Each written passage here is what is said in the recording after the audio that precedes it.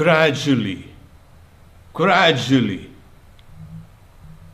Shanai, the mind has to be controlled by the faculty of intelligence, of buddhi.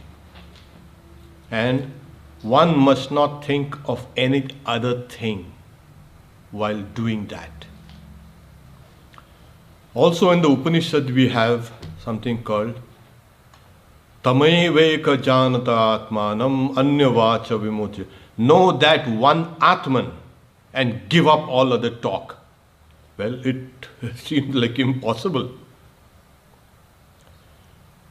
Well, you see, we have something called, we are going to discuss today, the networks of the mind. When we talk about networks, what is the mind? The mind is a material entity. That is conclusively proven not only by science, Vedanta and Yoga proved it ages and ages ago. The mind is a material entity. But part of the mind is unperceivable, and that makes the trouble.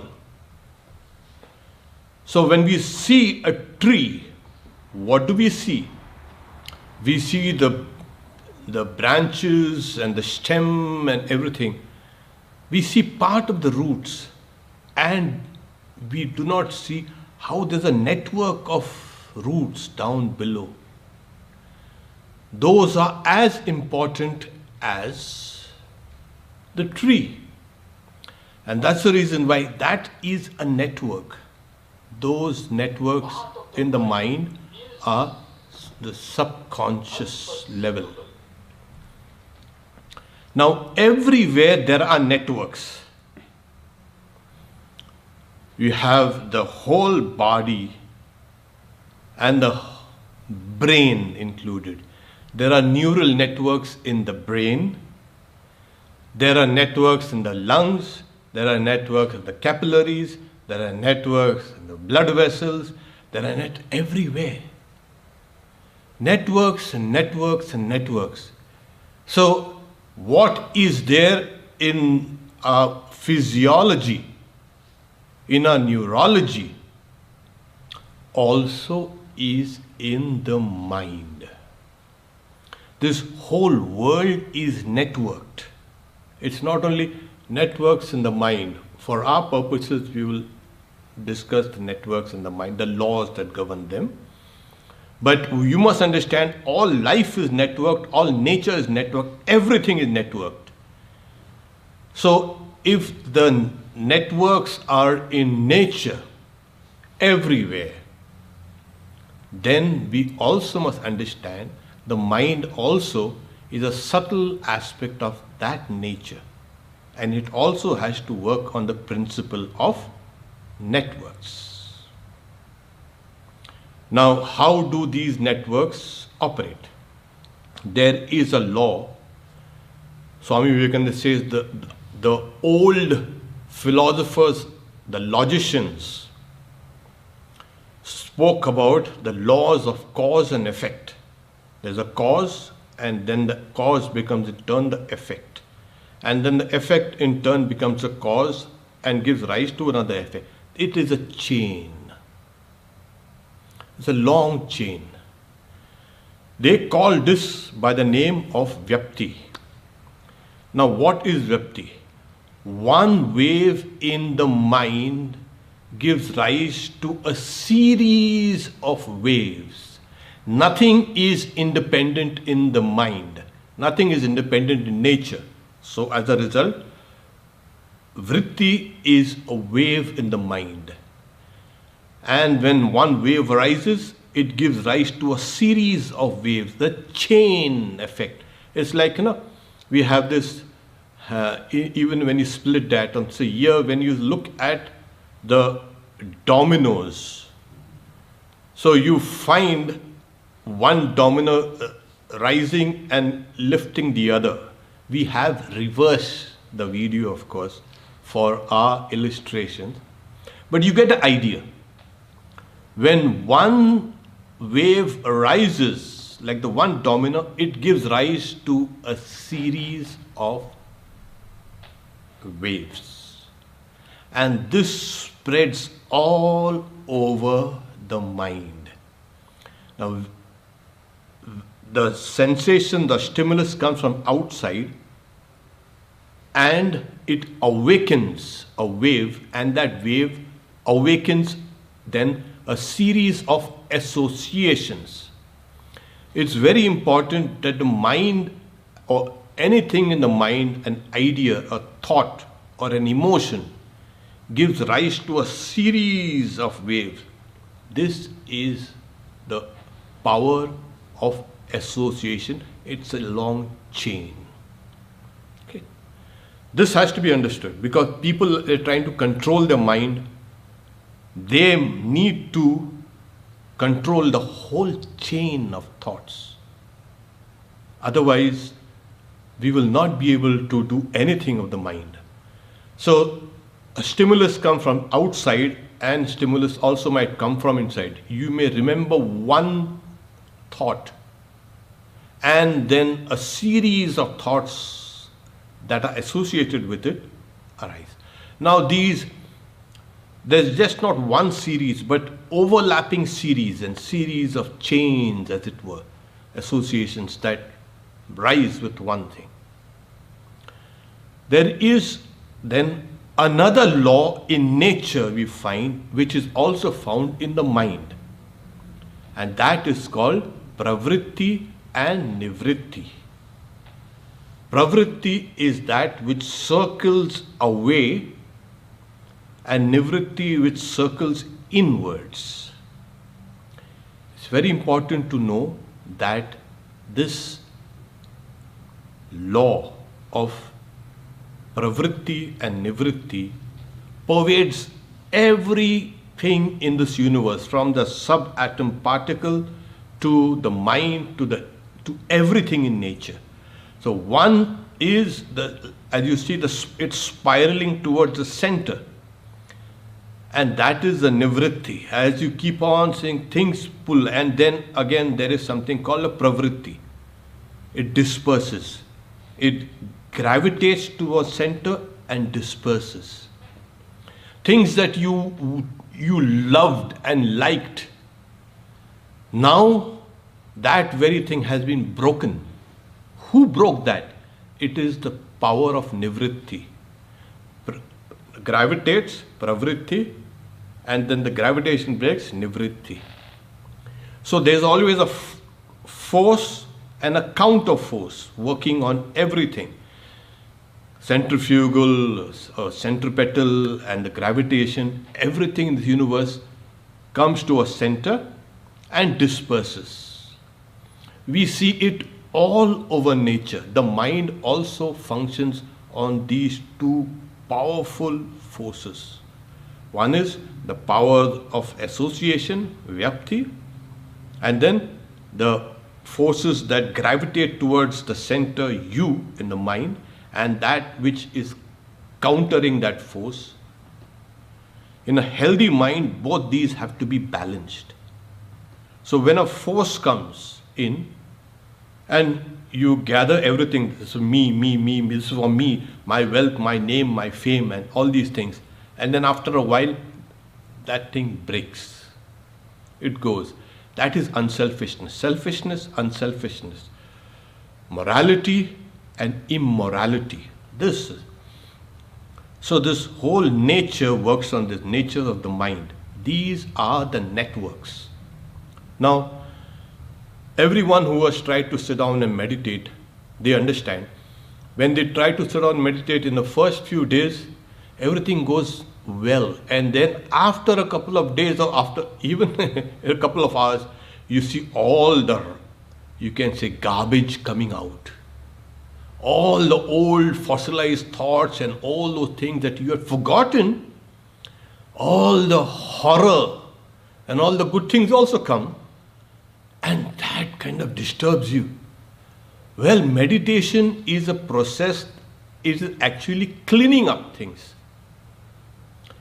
You are to now break those chains, and those chains are coming out in order that they be broken. And if the chains of memories can be broken when they come out, when they emerge out, not when they have been submerged, then it becomes easier. But people without any grit, they get dissuaded quickly from those chains, those sequences, those series of thoughts that emerge out. No, they are being coming in order to be disabled, to be neutralized. If we know the process, now how do we know the process? What do we do? There is some. There is some. What do we do? What we do is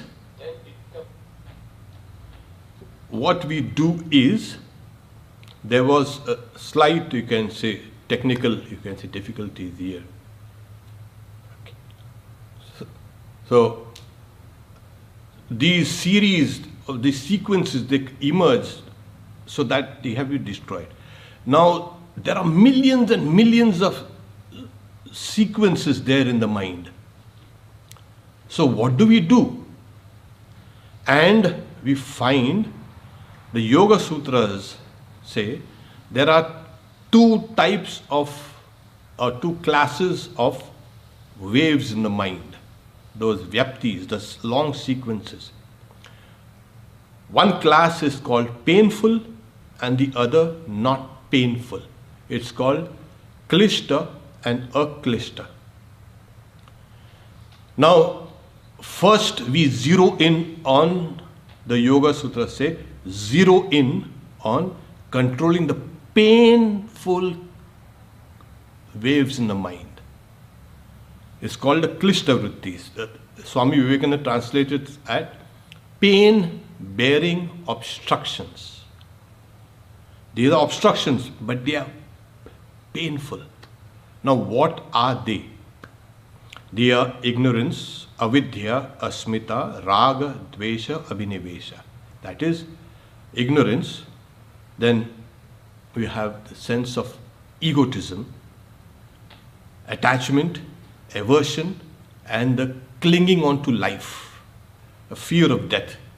These are the 5 broad divisions of these painful vrittis, waves in the mind. They give rise to series and series and series of waves. They are all in the subconscious. So what are the not painful? Aklishta. They have pramana, viparyaya, vikalpa, nidra, smriti.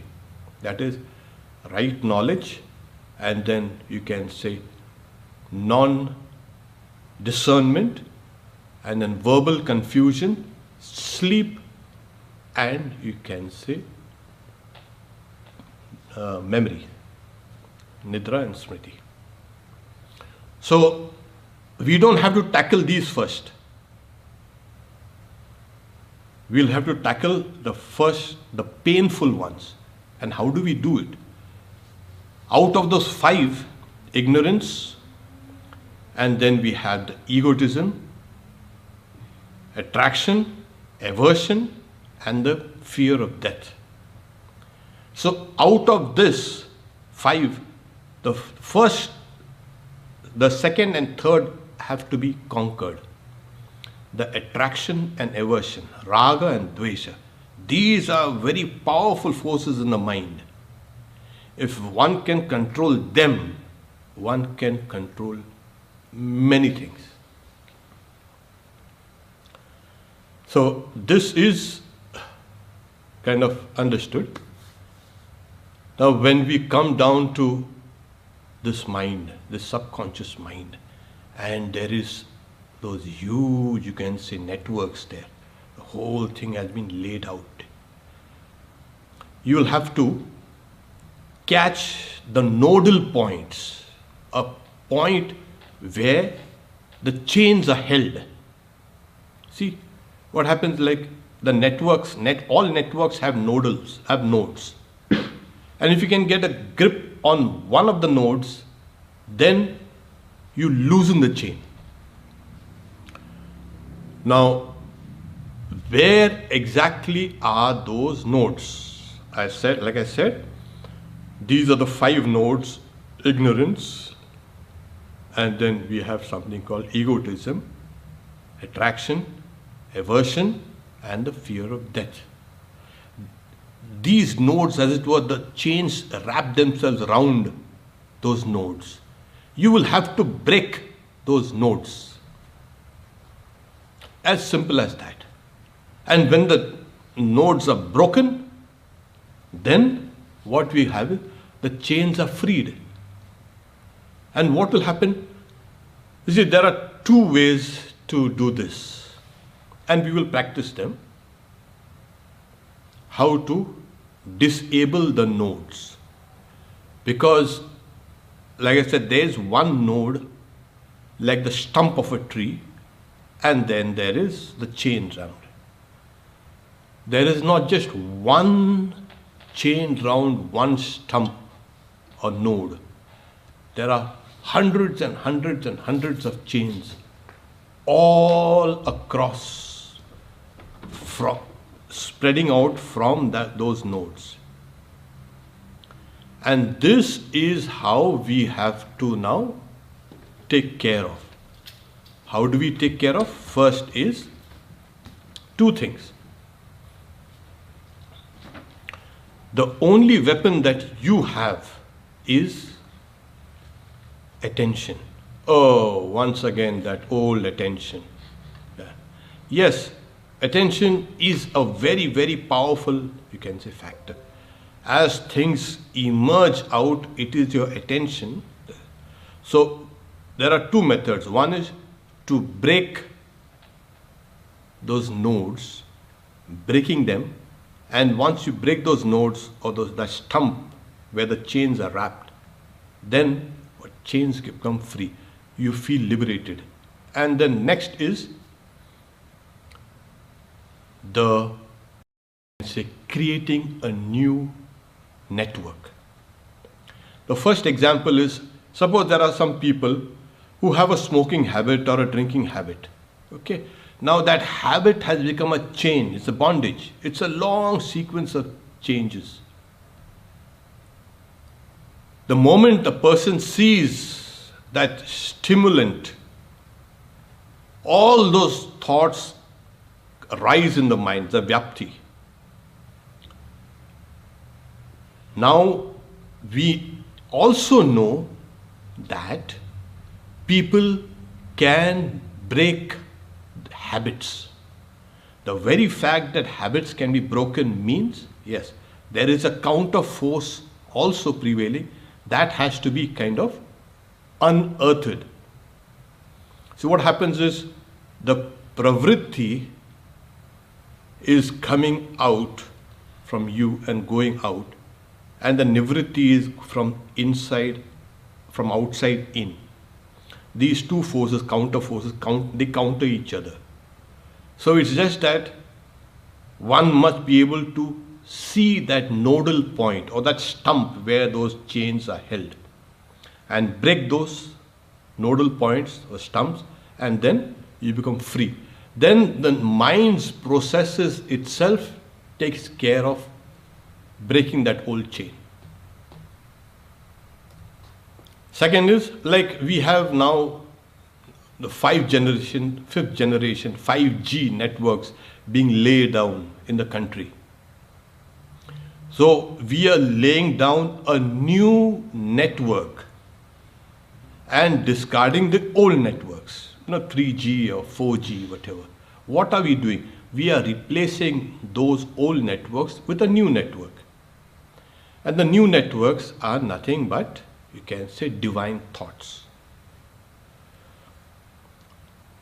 What we can do is practice is, sit down straight, please.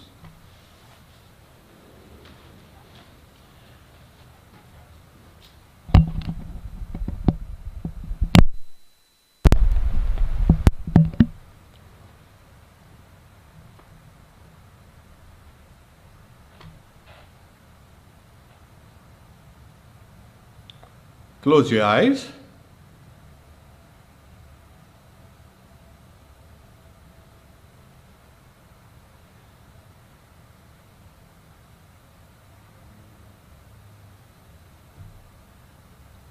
I would like you now to become aware of the thoughts on the screen of the mind.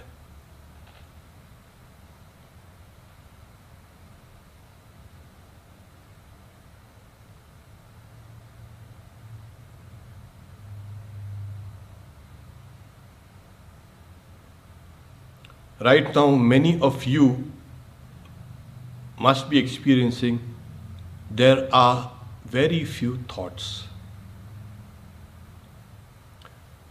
The reason is because the mind is yet more externalized than internalized. As meditation becomes deeper and deeper and deeper, then those old networks keep emerging out. That's the, you can say, enemy. That is the way you need to attack. The moment you see a thought which is nothing but a smacking of aversion or attachment, just pay attention to that particular thought. There is a kernel, a core to every series of thoughts. Hold on to that core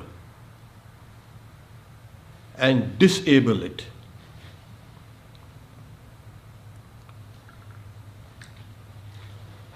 We would like to see you disabling. When we were young, we were taught how to smash that particular node or cut that node or destroy that node with a sharp instrument. It is called, as the Bhagavad Gita, asanga shastrena dhridena chitva. Cut that stout, you can say, roots with the sword of discrimination, discernment. And this is how you got to do it.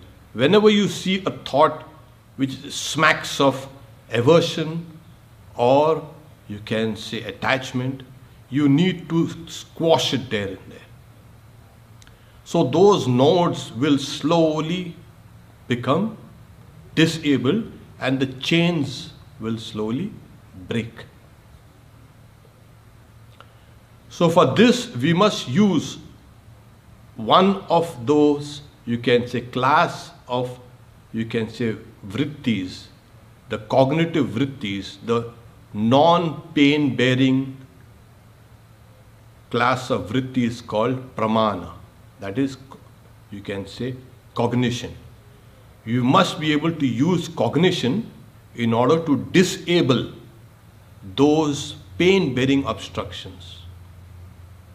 And this is done by simply paying attention. The attention becomes unwavering. The focus becomes unwavering. This is the only way one can become free from these networks. So once again, sit down quietly, please.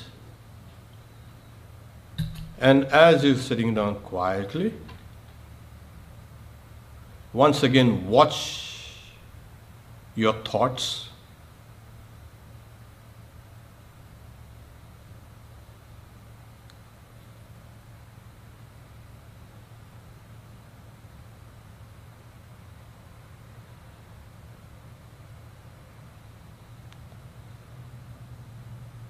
Just pay attention from where the thoughts arise from, the core, the kernel.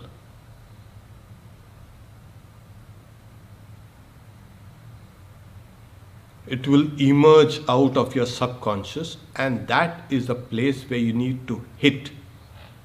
You may not be doing it right now, but when you practice meditation, when the mind becomes deeper and introspective and inwards, then those chains will start emerging.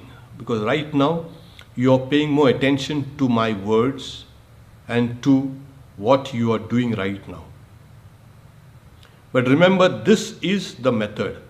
Use attention in order to break those nodes in the network, and the network slowly becomes disabled.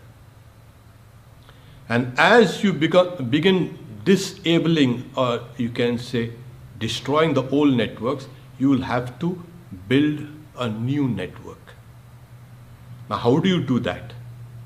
You do that by thinking of your chosen ideal, or your symbol of God, or something divine. Close your eyes, and in the center of your chest, visualize your chosen ideal.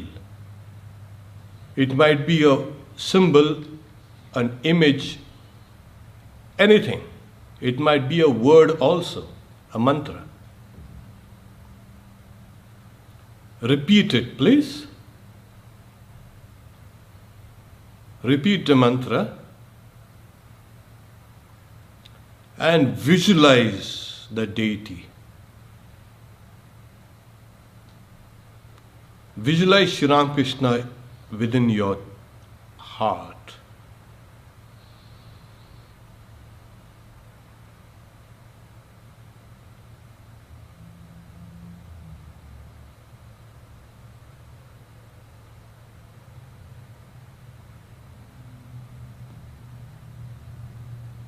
As you practice, it becomes deeper and deeper and deeper. You are laying down a new network. This network is not only in the mind, but it has its neurological basis and a biological basis also. So as you keep on thinking of divine things, the networks in the mind will give rise to a new, you can say, surface, a divine surface of the mind.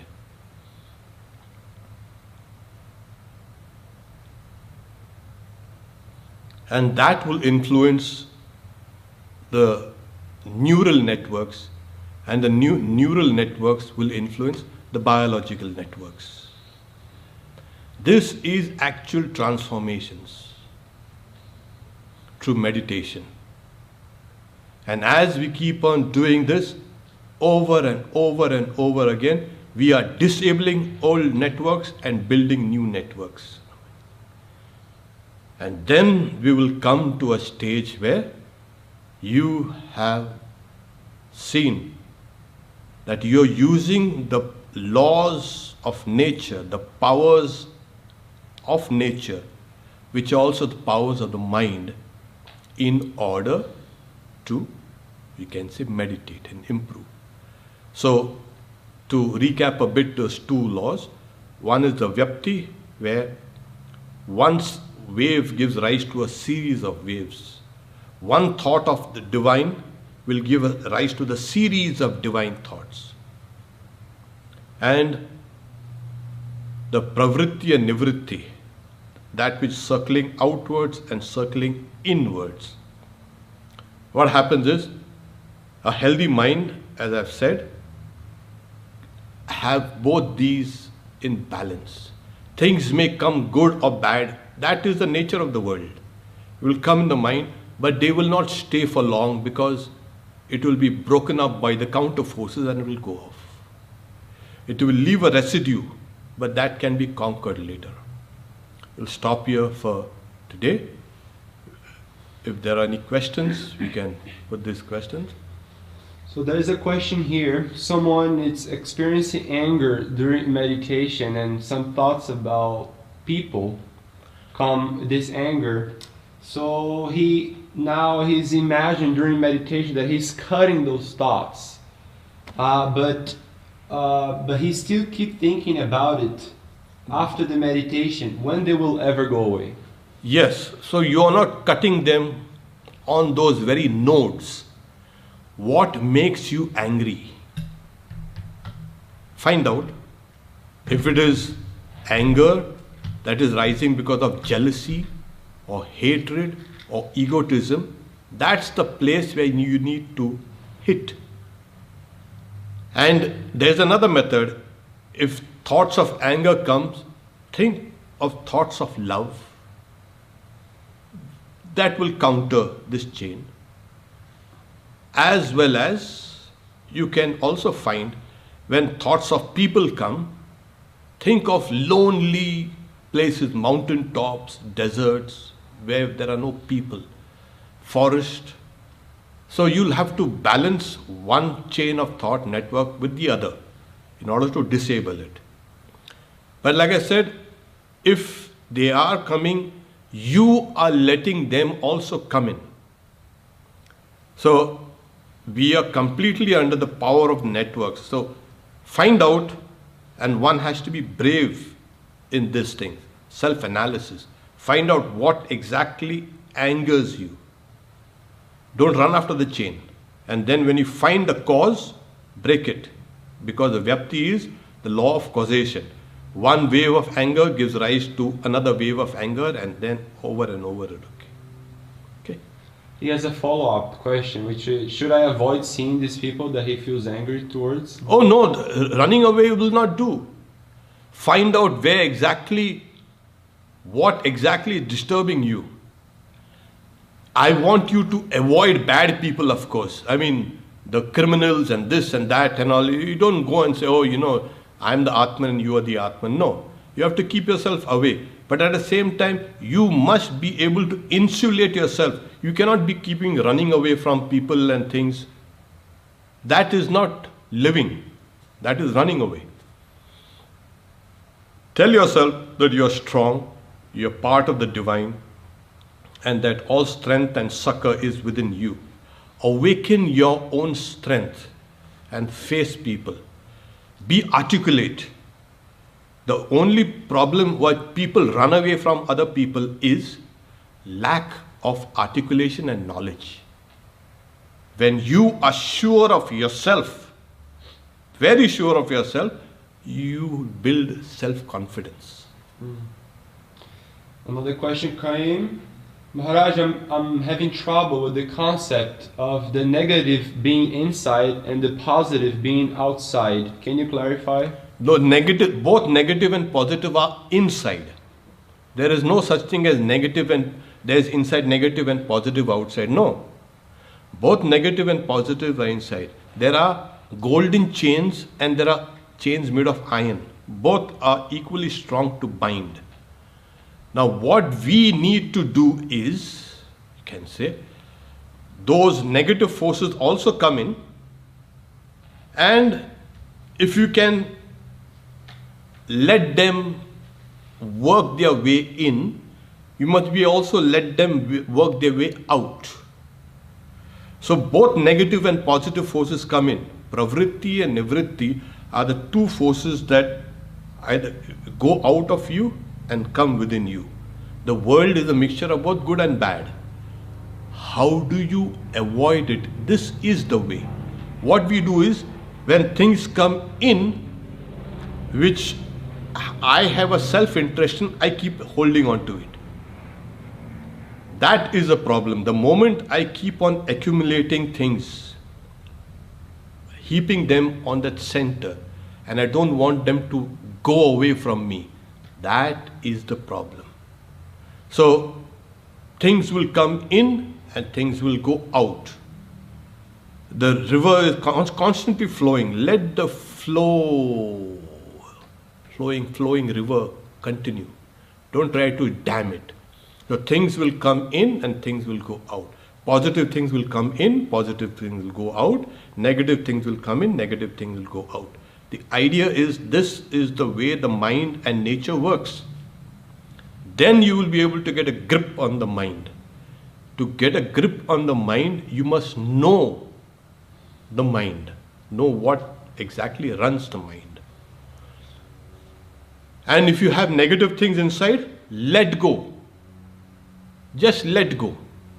And they will go out. And sometimes they are buried down deep inside, so you'll have to bring them out. And how do you bring them out? Through the power of awareness, attention.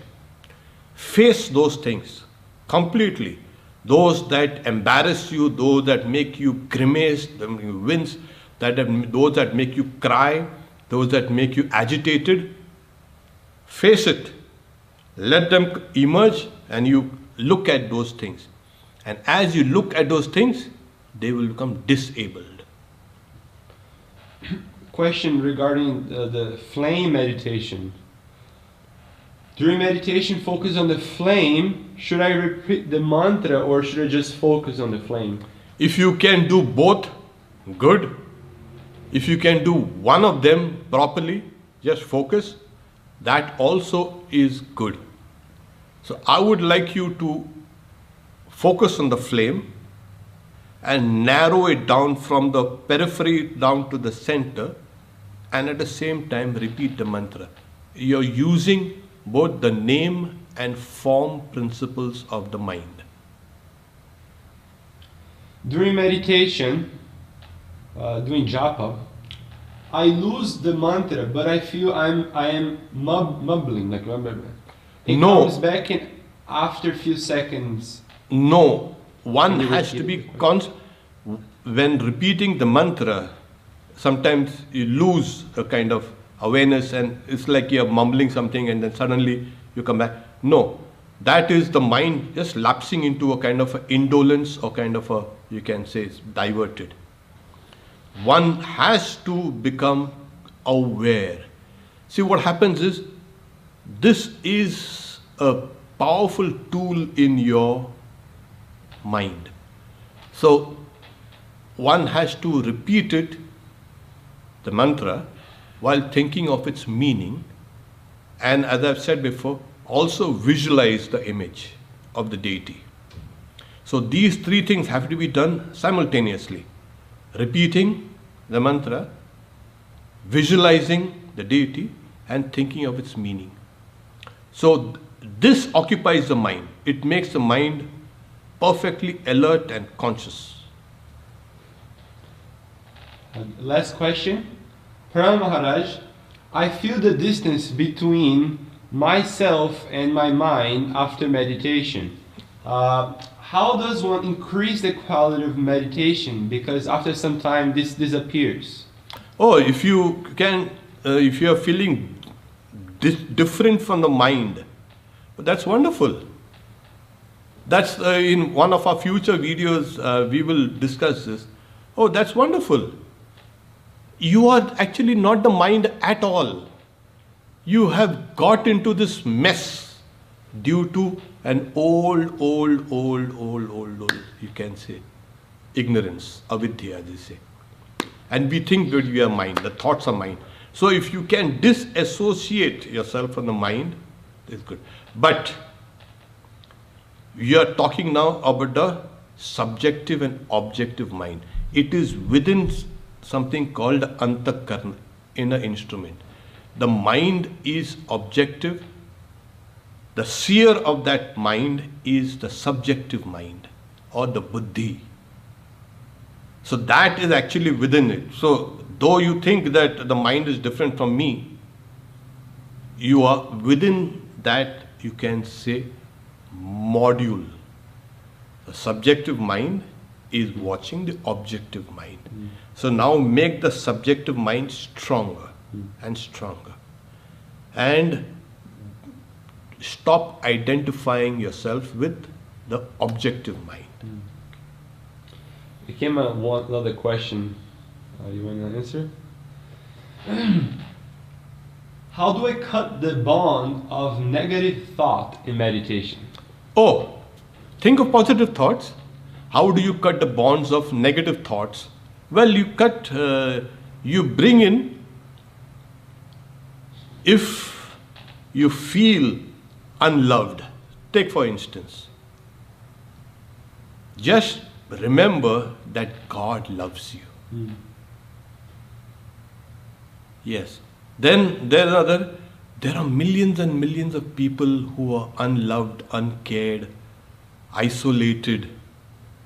Never let these kind of feelings pull you down. That this world is built on a divine plan. There is the divine providence here. And learn to look at people in a different light, with different eyes. See how people themselves, each and every person is struggling, has got long struggles behind him or her. There are long struggles also behind you. Push on. The moment you become negative, that means you have kind of given up that struggle or given up pushing. Go push forward in renewed vigor. Struggle. That is actually life. Don't worry. Whenever you feel you are alone, remember the great truth that no life exists in isolation. This whole life is networked. Like all of nature is networked, all of life is networked, from the lowest to the highest. Okay. You want to take more of this? Okay. At some point of meditation, I feel empty mind and then follows a sleep state. Does that signify breaking the meditation? When you meditate, you fall asleep. Does it signify break in meditation? So it goes blank first, another. So there's something called, you can say, just before the mind falls asleep, before you go to sleep at night, there is a stage called the hypnagogic and hypnopompic. When you're transitioning from one waking state to the dream state, you transition to a kind of a hazy state. Now, when the mind goes blank, it should not go blank in meditation. So when you're feeling a kind of blankness, get up from the seat, splash water on your face or pace up and down and sit down again. The mind has to be perfectly alert, concentrated and awake. Don't let sleep overpower you. Last question. If someone insults me, then I cannot let that person go from my meditation. What should I do? Yeah. What happens is, this is natural. When somebody insults you, you feel bad about it, and while meditating you just can't let it go. Yes, it is true, it is difficult. It is difficult, but it is possible. It may not go in one day, it may not go in 2 days, it may not go in 3 days, but like I spoke about, a habit can be broken. And this is not the first time that you are being kind of railed against and then you're feeling bad. No, it has become habitual. You have to break that habit. So, like I said, bring in the counter thoughts. Somebody scolded you, somebody berated you, bring thoughts of people praising you or loving you. Why not? What's wrong with that? So things will pop up over and over again. Those things which pop up, in fact, they can be first disabled by the power of attention. Break it down. When thoughts, negative thoughts, or thoughts of, you can say, scolding or something that they do come, they're disturbing the mind, your meditation, bring it up and start dissecting it. Lay it out bare and analyze it, and you will find, just silly, it was just sometimes my knee-jerk reaction to. Secondly, as you meditate, your mind will become mature. You will not be bothered by the bark of puppies. Do you get frightened when the puppies bark? You know, when a big dog barks here, you might get a kind of a little cautious. So all the small things in life will be just let gone when the mind matures. So I want you to meditate, keep on meditating. Don't be dissuaded by. What is a knot? Just repeating knot. I don't know what you're talking about. The node, the knot. The knot. Yeah, the question asked is, what do you mean by those nodes? So a stream of chains, association, stream of thoughts are tied to one of those old emotions like ignorance, and then egotism, love, hate, fear, all these things. So they don't stand kind of just floating. They need some kind of peg. That hole, that node is that peg from where things are tied and from things emerge. So once you break that peg or the stump or the node, What is it there? node, N-O-D-E, then what happens is, No. then the whole chain kind of breaks down. What you mean a knot?